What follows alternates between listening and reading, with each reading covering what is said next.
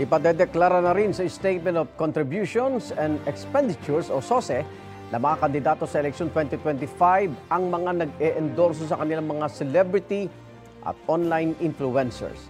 Sabi ni COMELEC Chairman George Garcia, bayad man o libre ang endorsement ng isang celebrity o influencer, tinuturing itong paid. Kaya kailangang isama sa SOSE ng kandidato. Nakasaad yan sa inilabas nilang resolution at hindi naman daw kasama yung mga kaanak ng kandidato gaya ng kanilang mga magulang, anak, kapatid, lolo, lola at apo. Sabi ng COMELEC, dapat tiyaking patas ang laban para sa mga hindi gumagamit ng celebrity o influencer sa kanilang kampanya. Aminin na natin na hindi naman pumura pagka po kayo nag-avail ng isang celebrity. At ito po ay not against a celebrity, not against an influencer. Yan po ay trabaho, respeto at ginagalang.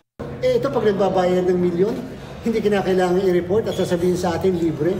Hindi po ba kahit libre o kahit binigay ng libre, kinakailangan i-report kasi nga po statement of contributions and expenditures siya, hindi lang gastos.